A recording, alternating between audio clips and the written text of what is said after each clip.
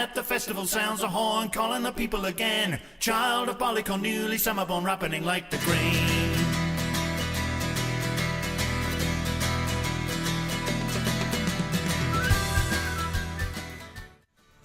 Hello everyone, welcome back Behind the Eye of Odin. I'm your host Eric. This time we're going to be racking mead. I'm actually going to get this on camera, on film for you guys. First thing we're going to do is go over the tools and then go over the process of sterilization, since I didn't really cover that last time. And then we're actually going to rack the mead, so you can see that. The light of summer bright, clothed all in green. Tile to you, his mother true, who rise up and be seen. So this is all the equipment you're going to need. This here is a siphon hose. Now that just came with the set of stuff that I bought initially. This here is the sterilization compound. You mix this with hot water, and we'll get to that a little bit later. This is the cork that goes in the top of the carboy. So it's got a hole in it so that you can put your airlock back in this so that it can continue to ferment. Now these look a little bit different for a lot of people. This is the hydrometer. This is what you're going to use to measure the amount of alcohol in your mead. You're going to want to measure that before you actually switch it over to the carboy. And this here is the racking cane. This is Ashton. He's going to help me out today. This is basically just a siphon pump that you stick the siphon hose right there on the end, right here on the end, and then and you basically pull it out, push it back in, and gravity will do the rest. We'll get more tips about that here in a little while. And this is the carboy. This is what we're going to be racking the mead into. So that's the equipment we are going to need for racking, and we'll go ahead and move on to the sterilization process. Okay, so I've got my solution here.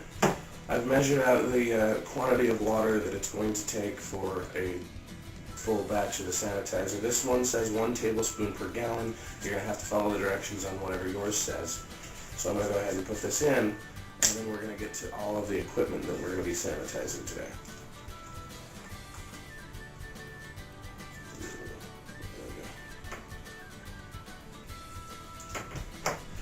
Okay, so I'm just going to stir this up after I've added my sanitizer, and it looks really kind of gross. It's like powdered milk.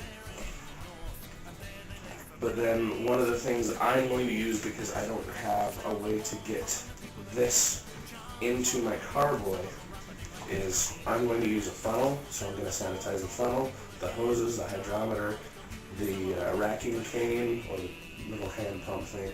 I'm also going to be sanitizing this this 1 quart Pyrex measuring cup, so that I can get it from the sink into the carboy. If you've got a big enough bowl, you can do it in a bowl as opposed to in the sink, but I don't have a bowl that will hold a full gallon. So let's go ahead and do that. The very first thing I'm going to do is start putting the equipment in here and doing what I can to make that work. So Ashton, will you hand me the stuff? Yes. Start with this. I'm just going to put the whole thing in here.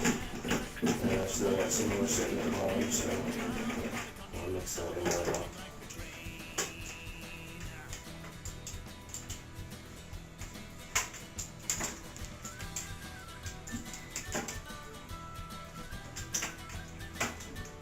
And the hose.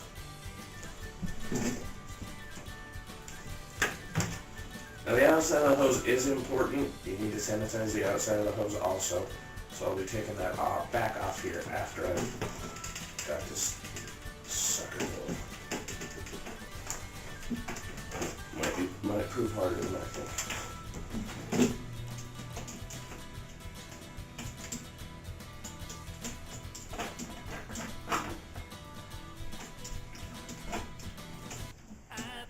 Sounds a horn calling the people again. Child of Barleycorn, newly summer-born, ripening like the grain.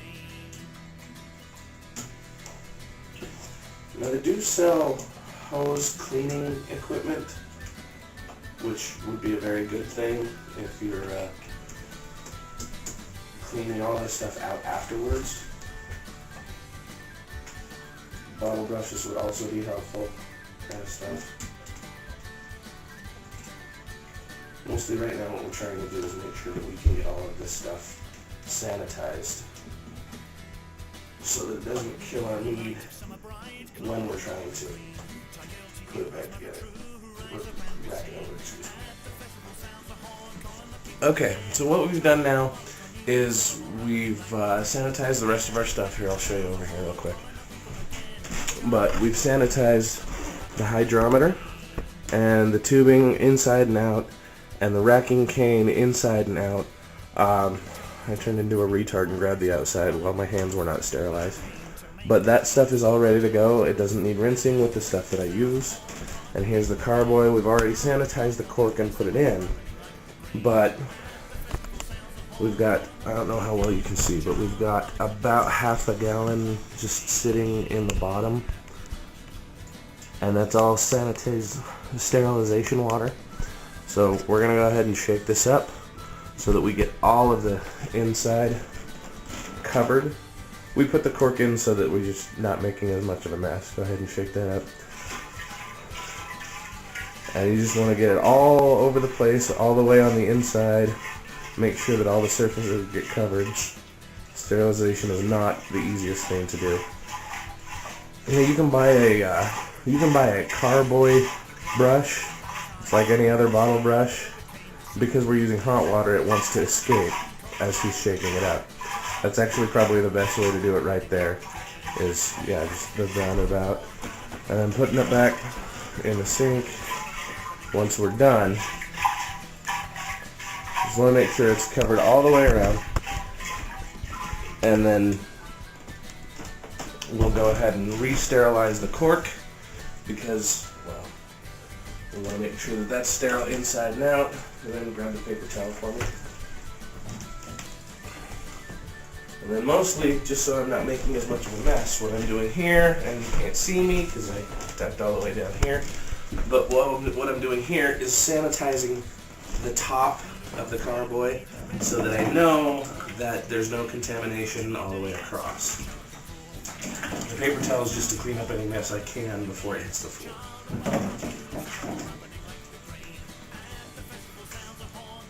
Okay, and that's sterilization. If you have any questions, comments, post them in the parts below. I'll get to them anytime I can. On our next video, we'll actually be racking the mead. So thanks for watching, everybody, and until next time, Odin be with you.